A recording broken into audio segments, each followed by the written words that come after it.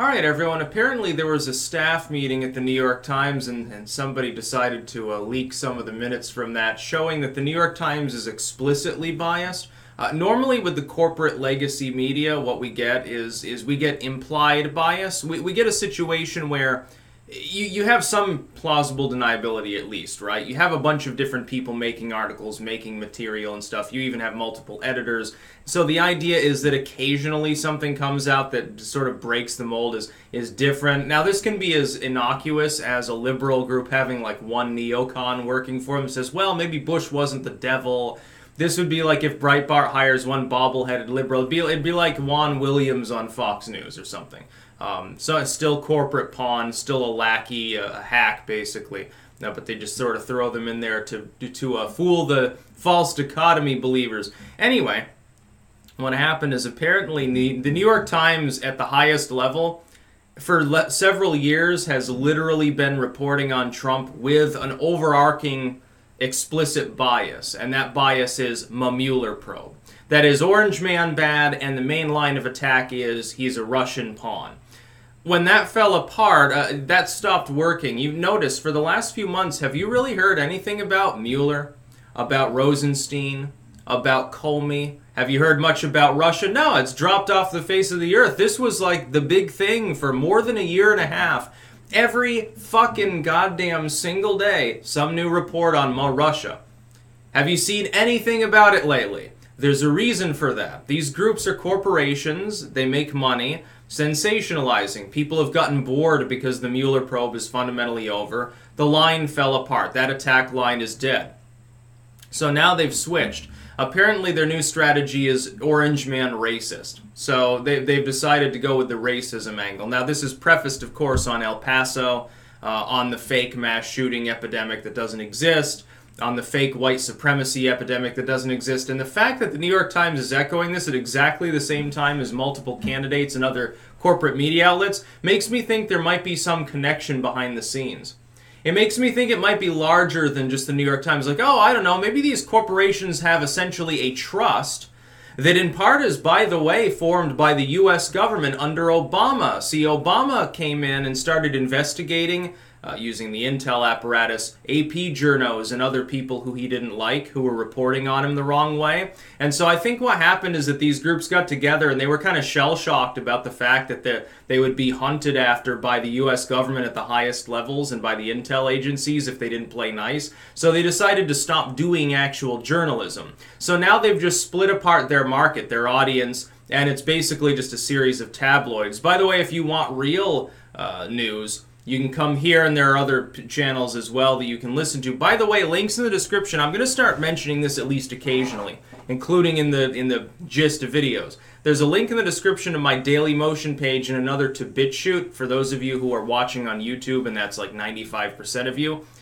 If there's a service interruption here, YouTube gets glitched out for a couple days. It's always possible. China hacks Google servers. I get banned wrongfully. It takes me 3 days to appeal or something. You might lose access to all of this wonderful content unless you're following me elsewhere. You should be doing that. Also follow me. By the way, there's like an epidemic of flies lately. I promise I'm not going to Hillary Clinton on you anytime soon, but it's just the way it is. But definitely follow me on other platforms as well. If you're just following me on YouTube, there's a problem. I'm trying to get them to address the issue of my channel still being banned in half of the EU states. Still no clue why that fucking is. Dates to 2009 at least. So here we have the world barely blinking at a story that should be considered monumental. The New York Times, one of the main legacy media outlets, one of the most old, trusted, you know, for what that fucking is worth, names in U.S. media for a very, very long time. One of the main sites in all of Western media broadcasting for, a century or so. One of these main corporate networks here, it claims to be so solemn and astute and our reporting so great and our journalistic ethics so wonderful, is openly admitting in leaked conversations at the highest levels of the New York Times that it has an explicit bias in its political reporting towards specifically Trump, but we can infer that it goes further. We can infer that it goes further, like, for instance, text censorship is partially predicated on the idea of Orange Man bad, too. The idea is Trump uses Twitter, Orange Man bad, therefore tech is enabling Orange Man. We must do something about this. By the way, he's a Nazi. But that's because the reporting is biased. This is exactly, by the way, this proves Trump right. Unfortunately for the New York Times, what they've done with this leak is they've proven that what Trump has said all along is actually factual. He even tweeted about it, which is the ultimate irony. He's like, oh, they've decided to go from Mueller witch hunt to racism witch hunt, essentially. He's correct. This is explicit. There's no other way for them. I mean, they can spin it, and they already, I believe, have, but there's really no other way to look at it other than this is explicit bias. Most people think, well, the press, journalism, the media is supposed to be fair. Well, you know, everyone thinks it's unfair, but they think that it's supposed to be generally fair. Like, the bias is at least supposed to be hidden. It's not supposed to be that obvious. Here we've got the New York Times openly proclaiming, yeah, by the way, our reporting on Donald Trump was Russia. For 2 years, we rambled about Russia. Ineffectually, it didn't work. But now the Russia stuff's gone. We have to find some other way to attack him. We're just going to talk about him being racist. By the way, this is a losing strategy. This shows the weakness of Trump's foes.